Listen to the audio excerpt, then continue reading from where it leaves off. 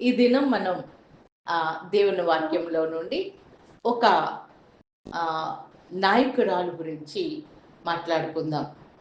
ఒక స్త్రీ మరి న్యాయాధిపతిగా, ఒక గ్రేట్ లీడర్గా, ఒక యుద్ధములో మరి యుద్ధానికి వెళ్ళిన యుద్ధ వీరురాలుగా, అలాగే దేవుని యొక్క ప్రవక్తినిగా ఉన్న వ్యక్తిని గురించి మనం మాట్లాడుకుందాం.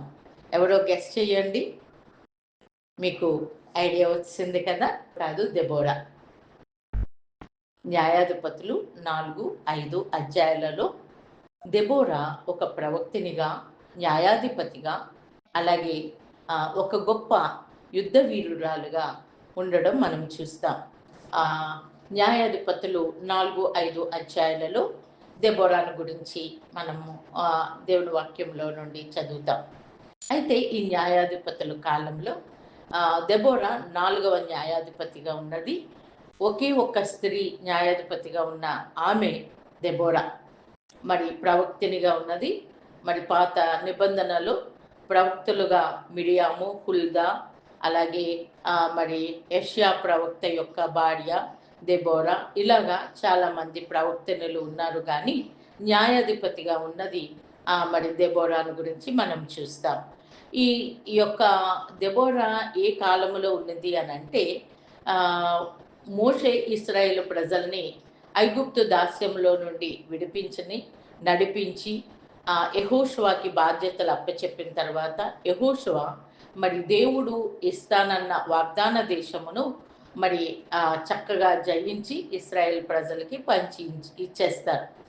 యెహోషువ తర్వాత మరి రాజుల కాలంలో యెహోషువ నాయకత్వం తర్వాత మధ్య కాలంలో న్యాయాధిపతులని దేవుడు ఏర్పాటు చేశారు. మరి ఈ న్యాయాధిపతుల కాలం అంతా కూడా ఇశ్రాయేల్ ప్రజలు ఎలా ఉండేవారంటే, మరి దేవుని సంరక్షణలో ఉంటూ చక్కగా ఆయన యందు భయభక్తులు కలిగి ఉండేవారు. కొద్దిగా మరి దేవుని నుండి దూరం అయిపోయి ఆ చుట్టుపక్కల ఉన్న అన్యుల దేవతల్ని ఆరాధించడం, దేవుని దృష్టికి పాపం చేయడం మరి జరుగుతూ ఉన్నది. అలాంటి సమయంలో మరి వారు పాపం చేస్తూ ఉండేవారు. పాపం చేసిన ప్రతిసారి కూడా దేవుడు వారిని అన్యుల రాజుల క్రిందకి అణగబడేటట్లుగా అప్పచెప్పేస్తూ ఉండేవారు. అన్యుల రాజులు మరి వీళ్ళని అణగద్రొక్కినప్పుడు, వీళ్ళని మరి చాలా హింసించినప్పుడు ఇశ్రాయేలు ప్రజలు మరి దేవునికి మొర్రపెట్టేవారు. దేవునికి మొర్రపెట్టంగానే దేవుడు వారి మీద కనికరపడి మరి వారికి ఒక న్యాయాధిపతిని ఏర్పాటు చేసేవారు. వారు ఆ శత్రువుల బారి నుండి విడిపించేవారు. విడిపించిన తర్వాత మరలా మరి దేశం ఎంతో సుభిక్షంగా దేవుని యందు భయభక్తులు కలిగి ఉండేవారు. మరి కొద్ది దినాలకి, అంటే కొన్ని సంవత్సరాలకి దేవుడు ఏర్పాటు చేసిన న్యాయాధిపతి ఉన్నంత కాలం చక్కగా ఉండేవారు. మళ్ళీ గ్రాడ్యువల్గా వారు దేవునికి దూరం అయిపోయి మరి దేవునికి కోపం తెప్పించిన వారిగా అయిపోతూ ఉండేవారు. వెంటనే వారి యొక్క అవిధేయతను బట్టి దేవుడు అన్యుల రాజులకి వారిని అప్పచెప్పేసేవారు. మరి చుట్టూ ఉన్న మోయాబీలు, అలాగే మరి అమాలేకీయులు, వీరందరూ కూడా మరి వచ్చి వీరిని కనానీయులు వచ్చి వీరిని ఓడించి వీరికి ఆర్థికంగా మరి అన్ని రకాలుగా కూడా అణిచివేసి వీరు చాలా దుస్థితిలోకి వెళ్ళిపోయేటట్లుగా చేసేవారు. మరలా దేవునికి మొదలుపెట్టేవారు. అయితే దీనిని అంతా ఏమంటారంటే ఒక సైక్లికల్ అపాస్టసీ అని అంటారు. అంటే మరి దేవునికి దూరం అయిపోయి పాపం చేయడం, దేవుని దృష్టిలో దేవునికి అవిధేయులు అయిపోయి దేవునికి కోపం తెప్పించడం, దేవుడేమో అన్యుల రాజుల చేతికి అప్పచెప్పడం, మరలా వీరు దుస్థితిని బట్టి దేవునికి మొర పెట్టడం, మళ్ళీ దేవుడు న్యాయాధిపతిని ఏర్పాటు చేయడం, ఇది ఒక సైకిల్ లాగా అయిపోతూ ఉంటుంది. అయితే ఆ కాలంలో, అటువంటి కాలంలో దెబోరాను దేవుడు ఏర్పాటు చేసుకున్నారు. ఆ కాలంలో యాబీను అనే కనానీయుల రాజు మరి అప్రెషన్లోనికి ఇశ్రాయేల్ ప్రజలందరూ ఉన్నారు. అయితే వారు చాలా మరి అణగదొక్కేశారు ఇశ్రాయేల్ ప్రజల్ని. మరి వీరి చేత అధికమైన పన్నులు కట్టించేవారు. అందుచేతనే మరి వారు రాజమార్గంలో కూడా వెళ్ళడానికి అవకాశం లేక మరి సైడ్ వేస్ ఉంటాయి కదా! రాజమార్గం అంటే నేషనల్ హైవేస్ వాడుకోవడానికి వీళ్ళకి పన్నులు ఎక్కువ కట్టాలనమాట. అందుకని రాజమార్గాన్ని ఉపయోగించుకోకుండా పక్కన చిన్న చిన్న దారులు గుండా చుట్టూ తిరిగి వెళ్తా ఉండేవారు. ఒక ఆర్థికంగా అభివృద్ధి లేదు. మరి దేవుడు భయము లేకపోవడం వలన ఇటువంటి దుస్థితిలోకి వెళ్ళాము అని చెప్పి ఇశ్రాయేలు ప్రజలందరూ కూడా వారికున్న దుస్థితిని బట్టి దేవునికి మొరపెట్టడం జరిగింది. ఆ టైంలో దేవుడు వారిని విడిపించాలి. ఈ యాబీను అనే ఈ యొక్క కనాను రాజు నుండి మరి నా ప్రజల్ని విడిపించాలి అని చెప్పి దేవుడు దెబోరాను ఏర్పాటు చేసుకున్నాడు. మరి ఆ యొక్క శత్రు రాజు అయిన యాబీను యొక్క బలమంతా ఏంటంటే 900 ఇనుప రథాలు ఉండేవి. 900 ఇనుప రథాలు, అలాగే సిసెరా అని ఒక మరి చాలా బలాఢ్యుడైన మరి సైన్యాధిపతి ఉండేవాడు. మరి వారి యొక్క మిలిటరీ ఫోర్స్ చాలా పవర్ఫుల్‌గా ఉండేది. కాబట్టి ఇశ్రాయేలు ప్రజలకి మరి వారి మీద వారి యొక్క ఆధీనంలో ఉండడమే గాని వారి నుండి విడుదల పొందే అవకాశమే లేదు. అంతేకాదు వారికేమో యుద్ధానికి ఇనుప రథాలున్నాయి, ఆయుధాలున్నాయి. గాని ఇశ్రాయేలు ప్రజల దగ్గర ఏ ఆయుధాలు లేకుండా ఆ శత్రురాజు చేసేశారు. అలాంటి పరిస్థితుల్లో మరి దెబోరాను దేవుడు ఏర్పాటు చేసుకున్నారు. దెబోరా మరి మనము చూసినట్లయితే న్యాయాధిపతులు 4వ అధ్యాయం 4, 5 వచనాలు ఒకసారి చదువుకుందాం. ఆ కాలములో ఆ కాలమున లప్పీదోతునకు భార్య అయిన దెబోరాను ప్రవక్తే ఇశ్రాయేలీయులకు న్యాయాధిపతిగా ఉండెను. ఆమె ఎఫ్రామీయుల మన్యమందలి రామాకును బేతేలుకును మధ్యనున్న దెబోరా సరళ వృక్షము క్రింద తీర్పునకై కూర్చుండుట కద్దు. తీర్పు చేయుటకై ఇశ్రాయేలీయులు ఆమె యొద్దకు వచ్చుచుండెరు. ఆమె నఫ్తాలి ఇక్కడ మనం చూసినట్లయితే 4, 5 వచనాలలో మరి దేవుడు ఏర్పాటు చేసిన దెబోరా ఆమె ఒక సామాన్యమైన కుటుంబంలో ఉన్న వ్యక్తి. ఒక లప్పీదోతు అనే అతనికి భార్యగా ఉంది అనంటే దాని అర్థం ఏంటంటే తన గృహ పరిపాలన, గృహంలో ఆమె చేయవలసిన బాధ్యతలు అన్నీ కూడా చక్కగా చేసుకునే వ్యక్తిగా మనం అర్థం చేసుకోగలుగుతాం. మరి ఒక కుటుంబంలో ఒక భార్యగా ఉన్న వ్యక్తి తన మార్నింగ్ తన పనులన్నీ కూడా ముగించుకొని ఆమె దెబోరా సరళ వృక్షము పేరే దెబోరా సరళ వృక్షం అని పేరుంది. ఆ వృక్షం దగ్గరికి వచ్చి దాని కింద కూర్చుండి న్యాయాధిపతిగా ప్రవక్తినిగా మరి ఇశ్రాయేలు ప్రజలకి తీర్పు తీరుస్తూ ఉంది. అంటే తన యొక్క మరి న్యాయము తీరుస్తుంది అని అంటే మోషే ధర్మశాస్త్రం అంతా ఎరిగిన వ్యక్తి. అంతేకాకుండా ప్రజల యొక్క సమస్యలు, ఎటువంటి సమస్యలో ఆనాటి కాలంలో ప్రజలు ఉన్నారు అవి కూడా ఎరిగిన వ్యక్తి దెబోరా. కాబట్టి సామాజిక స్థితిలో సాంఘిక స్థితిని ఎరిగిన వ్యక్తి, మరి ఆ యొక్క దేవుని మరి ధర్మశాస్త్రం ఎరిగిన వ్యక్తి. అందుకనే ఆమె దేవుని యొక్క మరి ప్రజలకి తీర్పు తీర్చడానికి న్యాయాధిపతినిగా దేవుడు ఏర్పాటు చేశారు. అంతేకాకుండా ఆమె ప్రవక్తిని అని రాయబడి ఉన్నది. అంటే ఏంటో తెలుసా? ప్రవక్త ఎప్పుడు కూడా దేవుని స్వరాన్ని అయితే ఏదో ప్రాఫెసీ మరి రాబోయే సంగతుల్లో జరిగే విషయాలు కాదు, కానీ దేవుని దగ్గర దేవుడు ఏమి సెలవిస్తున్నాడు తన ప్రజలతో మాట్లాడాలనుకున్నప్పుడల్లా దేవుడు ఒక ప్రవక్తల్ని ఎన్నుకునేవాడు. ఆ ప్రవక్తినిగా దేవుడు దెబోరాను వాడుకున్నాడు. దేవుని యొక్క స్వరాన్ని వినాలి అని అంటే దెబోరా ఎంతగా స్పిరిచువల్ డిసిప్లిన్ కలిగి ఉన్నది, ఆత్మీయ మరి క్రమశిక్షణ కలిగి ఉన్నది అని మనం అర్థం చేసుకోగలుగుతాం. ఎందుకంటే మరి దేవుని స్వరం వినాలి అని అంటే మామూలుగా జీవిస్తే అయిపోయేది కాదు. దేవుని అందు భయభక్తులు కలిగి దేవునితో సమయం గడుపుతూ దేవుని ధర్మశాస్త్రము చదువుతూ దేవా నువ్వేమిటి సెలవిస్తావని చెప్పి దేవుని సన్నిధిలో గడిపి ఆయన స్వరాన్ని వినగలిగిన స్పిరిచువల్ రెల్మ్లో ఆత్మీయ పరిధిలో ఉన్నవాడితో మాత్రమే దేవుడు మాట్లాడతారు. దెబోరా అలాగా దేవుని స్వరాన్ని వినే ఆత్మీయ స్థితిలో ఉంది. అంతేకాకుండా ఆ మాటలు ప్రజలకి తెలియజెప్పడానికి ఆమె తన సమయాన్ని, తన అవైలబిలిటీని ఏర్పాటు చేసుకున్నది. ఆమె ఎక్కడ ఎక్కడ కూర్చున్నది చూడండి. అక్కడ రామాకును, బేతేలుకును మధ్య ఉన్న దెబోరా సరళ వృక్షం క్రింద కూర్చుండి మరి న్యాయం తీరుస్తా ఉండేది. ఇశ్రాయేలు ప్రజలందరూ కూడా వచ్చి ఆమె దగ్గర మరి న్యాయం కొరకు వస్తూ ఉండేవారు. సమస్యల కొరకు వస్తూ ఉండేవారు. అయితే మరి ఆమె గురించి వ్రాయబడిన మాట ఏంటంటే, ఇశ్రాయేలీయులకు తల్లిగా ఉన్నది అన్న మాట మనం చూస్తాం.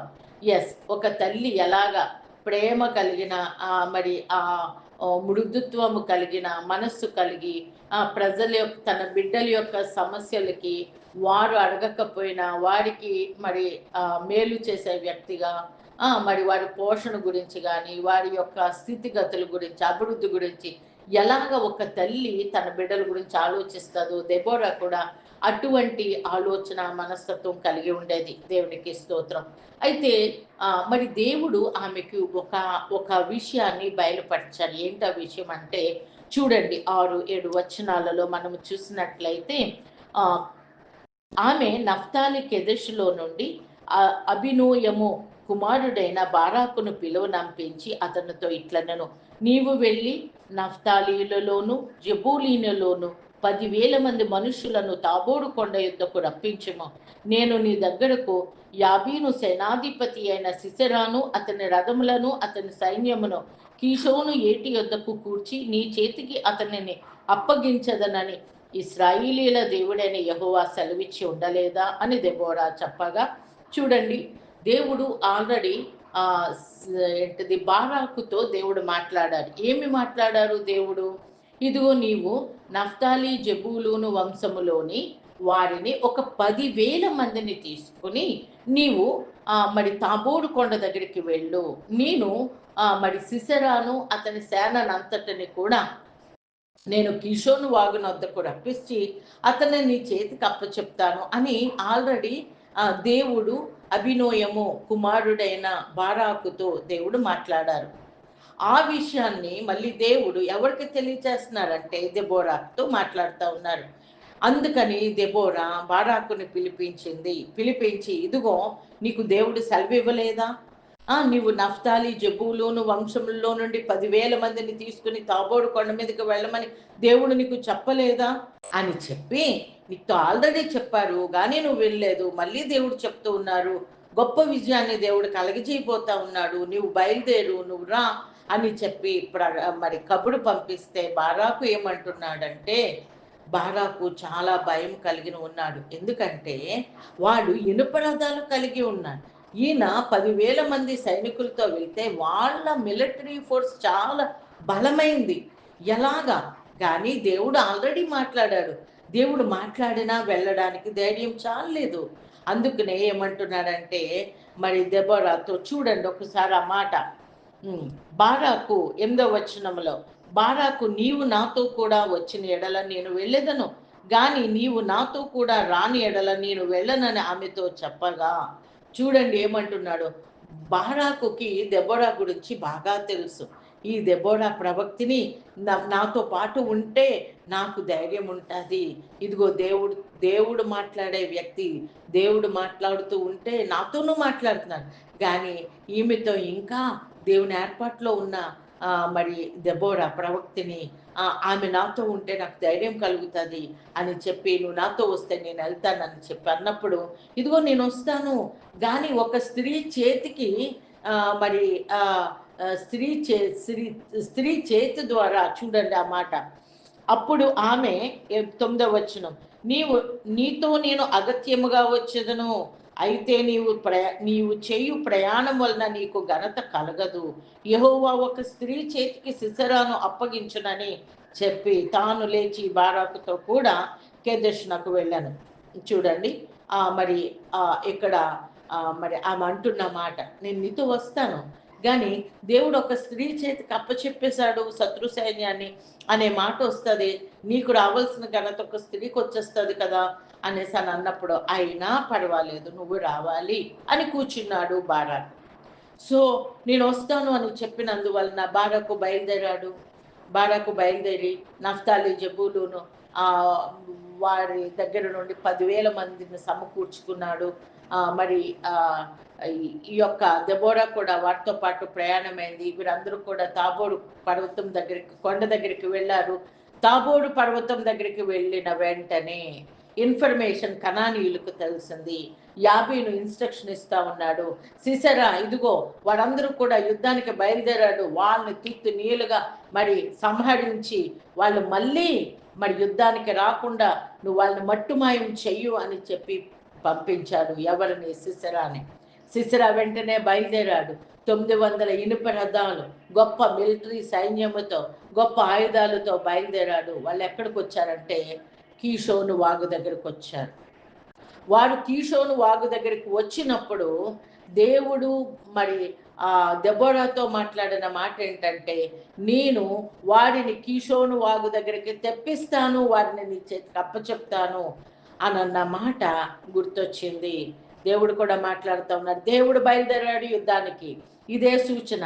వాళ్ళు కీషోను వాగు దగ్గరికి వచ్చారు అని అంటే దేవుడు ఆయన మరి బయలుదేరాడు, నువ్వు బయలుదేరు అని చెప్పి మరి ఎవరికి చెప్పింది? మరి తన యొక్క బారాకుతో చెప్పింది. చెప్పినప్పుడు వాళ్ళు బయలుదేరారు. అక్కడ కీషోను వాగు దగ్గర ఏం జరిగింది అని అంటే అక్కడ గొప్ప వింత జరిగింది. వాళ్ళందరూ కూడా 900 ఇనుప రథాలతో, గొప్ప మిలిటరీ ఫోర్స్తో, గొప్ప మరణాయుధాలతో ఉన్నారు. ఈ 10,000 మందిని మరి నల్లిని నలిపినట్టుగా వారు నలిపేయగలరు. అలాంటి స్థితిలో దేవుడు యుద్ధానికి పూనుకున్నాడు. దేవుడు యుద్ధానికి బయలుదేరాడు. చూడండి 5వ అధ్యాయము మరి 4-5 వచనాలలో, 5వ అధ్యాయం 4-5 వచనాలు. ఇశ్రాయేలు దేవుడైన యెహోవాను కీర్తించెదను. యెహోవా, నీవు సెయోరు నుండి బయలుదేరినప్పుడు, ఎదోము పొలము నుండి బయలుదేరినప్పుడు భూమి వణికెను, ఆకాశము నీళ్లను కుమ్మరించెను, మేఘములను వర్షించెను.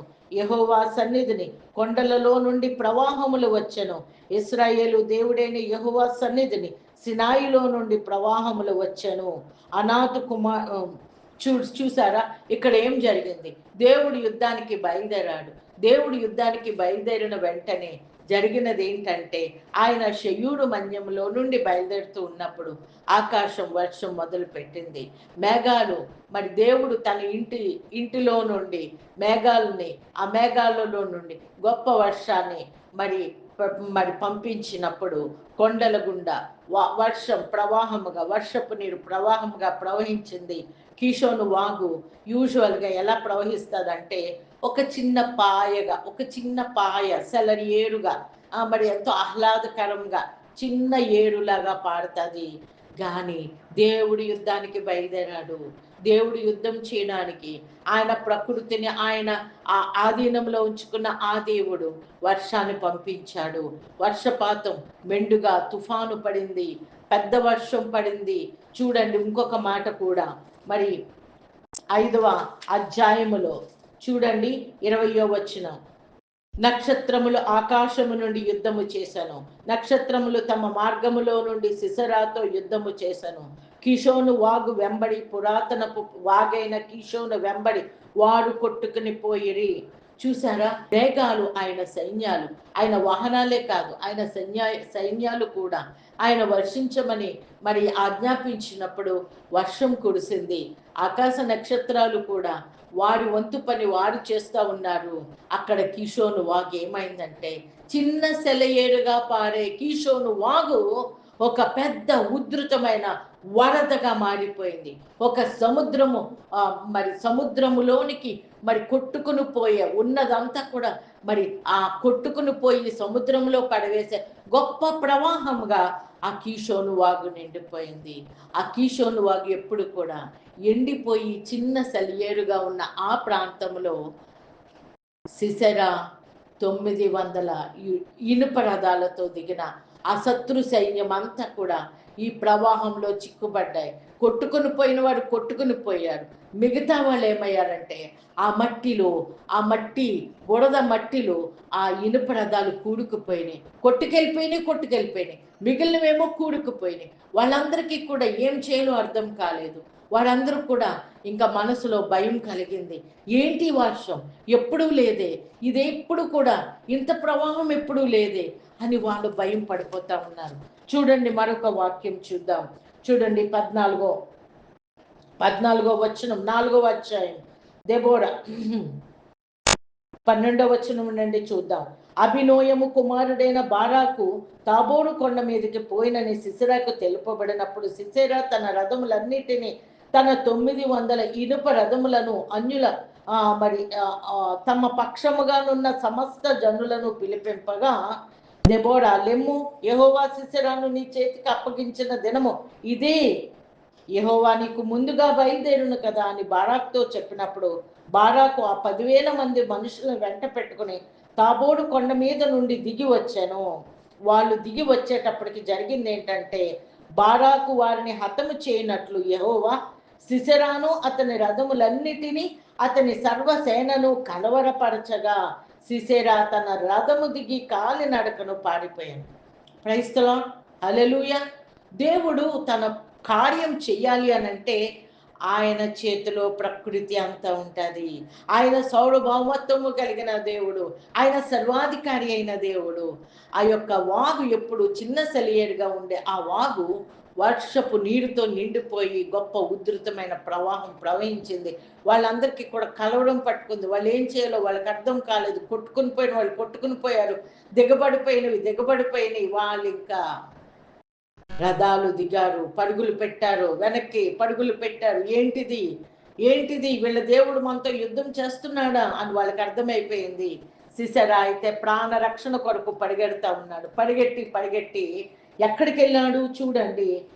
మరి అతను పరిగెట్టుకుని వెళ్ళి కయీనీయుడైన హెబెరు భార్య అయిన యాయేలు గుడారంనకు పారిపోయాను. పరిగెడుతున్నాడు. ఎక్కడికి పరిగెడుతున్నాడంటే, హెబెరు వంశస్థులు మరి వీరి యొక్క యాబీను కింగ్కి ఫ్రెండ్స్, మిత్ర మరి రాజ్య మిత్రులు వాళ్ళిద్దరూ కూడా. అందుకని వీళ్ళ దగ్గరికి వెళ్ళిపోతే నాకు సేఫ్టీ ఉంటుంది అని హెబెరు భార్య గుడారంలో ఉంటే ఆ గుడారంలోనికి పారిపోతాడు.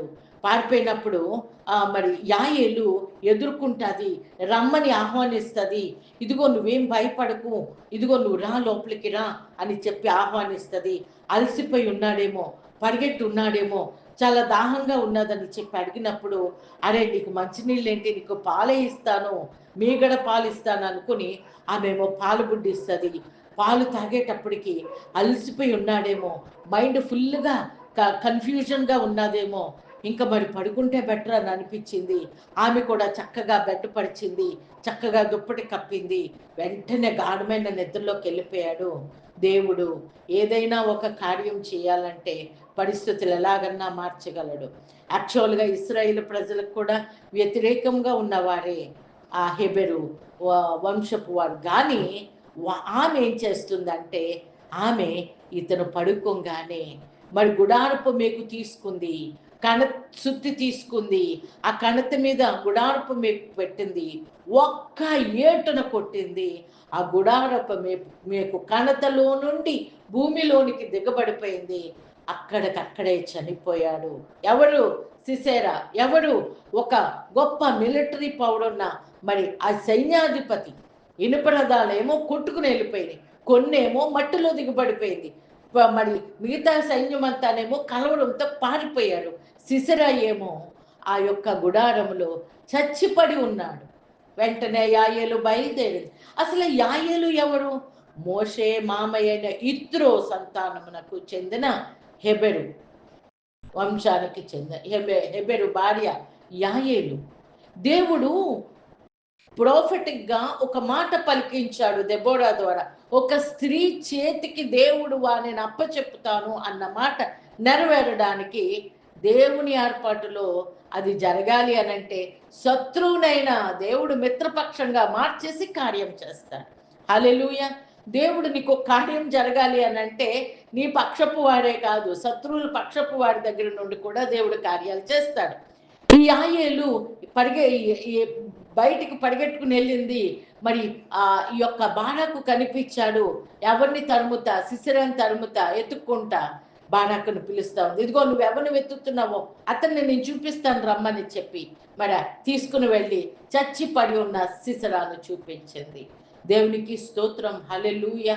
వెంటనే ఇశ్రాయేలు ప్రజలందరూ కూడా మరి ఆ యొక్క కనాను దేశపు రాజు మీద గొప్ప విజయం పొందుకున్నారు. వాళ్ళందరూ వెళ్ళి అప్పటి నుండి ఇశ్రాయేలు ప్రజలకి నెమ్మది కలిగింది, గొప్ప విడుదల కలిగింది. దేవునికి స్తోత్రం, హల్లెలూయా. మరి ఈ యొక్క దెబోరా మరి ఈ యొక్క వాక్య భాగాన్ని బట్టి మనము నేర్చుకునేది ఏంటంటే, ఎప్పుడైనా కూడా దేవునితో సత్సంబంధం కలిగి ఉన్నంత వరకు, దేవుని వాక్య ప్రకారంగా జీవించినంత వరకు మనకి ఏ బెడద ఉండదు. మనము దేవునికి దూరమైతే, దేవునికి కోపం తెప్పిస్తే మనకు వచ్చేది ఏంటంటే, శత్రు చేతికి మనం అప్పచెప్పబడతాం. అది మొదటి పాయింట్. కానీ గుడ్ న్యూస్ ఏంటంటే, మనము దేవుని తట్టు తిరిగి పశ్చాత్తాపపడి దేవునికి ప్రార్థన చేస్తే ఖచ్చితంగా మళ్ళీ ఆ పరిస్థితి నుండి విడిపిస్తాడు. ప్రియ దేవుని బిడ్డ, నువ్వు ఏదైనా సమస్యలో ఉన్నావా? దానికి కారణం ఏంటో ఒకసారి ముందు ఆలోచించు. ఈ సమస్య నుండి నన్ను విడిపించు ప్రభువా, ఈ రోగం నుండి నన్ను విడిపించు ప్రభువా, ఈ బాధల నుండి నన్ను విడిపించు ప్రభువా కాదు. మొట్టమొదటిగా నీ యొక్క పరిస్థితి ఎలా ఉంది, దేవునితో రిలేషన్షిప్ అది ముందు ఆలోచించు. అది నువ్వు కనెక్ట్ చేసుకుంటే ఆటోమేటిక్గా దేవుడు నీ సమస్యను సునాయసంగా తీసేస్తాడు. Number 1 point. Number 2 point, Deborah దేవుని స్వరం వినే ఆత్మీయ పరిధిలో ఉంది, స్పిరిచువల్ రెల్మ్లో ఉంది కాబట్టి ఆమె దేవుని స్వరాన్ని వినింది, ఒక ప్రవక్తినిగా ఉన్నది. ప్రియ దేవుని బిడ్డ, నీవు నీ యొక్క ఇంటికి ప్రవక్తినివి, దేవుని వాక్యం ఏం సెలవిస్తూ ఉన్నది?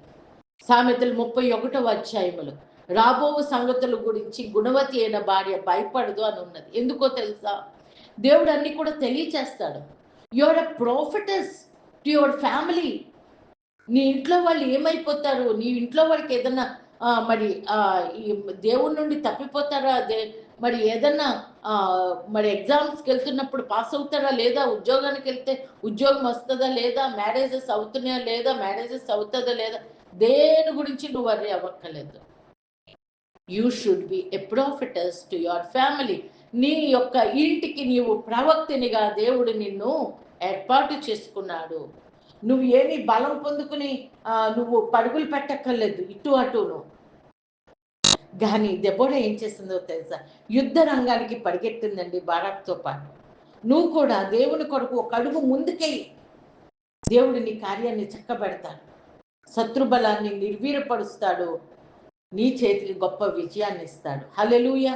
నీకు సహాయం చేయడానికి నీ శత్రువుల్ని కూడా ఉపయోగించి నీ సమస్య తీరడానికి వాళ్ళనే ఉపయోగించవచ్చు. దేవునికి స్తోత్రం, హల్లెలూయా. కాబట్టి ఈ సమయంలో మనము మన జీవితాలకి ఈ వాక్యాన్ని ఆధారం ఎలా చేసుకోవాలి? దేవునికి సన్నిహితంగా జీవించు, వాక్యమును మరిక్కువ చదువు, దేవునితో ప్రార్థన చేసిన తర్వాత కొంచెం సేపు దేవుని స్వరాన్ని వినడానికి కొంత క్వాలిటీ టైంని దేవునికి మరి పక్కన పెట్టు. నీ జీవితంలో సమస్యలు లేకుండా చేస్తాను. రాబోయే విషయాల గురించి నీకు చింత లేకుండా, నీకు సమస్త విషయాలు నిన్నొక ప్రాఫిటెస్గా చేసి, లేకపోతే నువ్వు ఒక మరి మేల్ ఆర్ ఫీమేల్ ఇద్దరు ఎవరైనా కూడా కుటుంబంలో దేవుడు మీకు అన్నీ తెలియచేస్తాడు. అటువంటి ఆత్మీయ స్థితిలో ఉందా? 1. 2, ఒకవేళ మన దగ్గర ఏదైనా తప్పులు ఉంటే ఒప్పుకుని విడిచిపెడదాం, దేవునికి మొరపెడదాం. 3, మనం దేవునితో సత్సంబంధం కలిగి ఆయన వాక్య ప్రకారంగా జీవిస్తూ ఉన్నప్పుడు శత్రువుల్ని, వారి యొక్క ప్రాకారం గల పట్టణాలు కూడా గాలి మేడలు కూలిపోయినట్లుగా, శాఖ మేడలు కూలిపోయినట్లుగా చేస్తాడు, గొప్ప విజయాన్ని నీకు ఇస్తాడు. మరి ఎందుకు ఆలస్యం? కమాన్. ఈ దెబోరా నీ దేవుడు ఎలాగ వాడుకున్నాడు, ఎలాగ ఏర్పాటు చేసుకున్నాడో, ఆయన ప్రకృతిని అంతటికీ ఆధిపత్యం వహించిన ఆయన, నీకు దేవుడు కార్యం చేయడానికి ఆయన వర్షాన్ని అనుగ్రహిస్తాడో లేకపోతే ఇంకేదో చేస్తాడో తెలియదు, కానీ కార్యం మాత్రం చేస్తాడు. మనం దేవుని మీద ఆధారపడి ఆయన మార్గంలో నడుస్తూ ఆయన స్వరాన్ని వింటూ ఉంటే ఆయన చేసే కార్యాలు మనం ఊరిక నిల్చుని యుద్ధాన్ని చూడడమే. గొప్ప విజయాలు మనం సొంతం చేసుకుందాం. అలాగూ చేయలాగన దేవుడు తన కృపను మనకు అనుగ్రహించును గాక. ఆమేన్. ప్రార్థన చేసుకుందామా?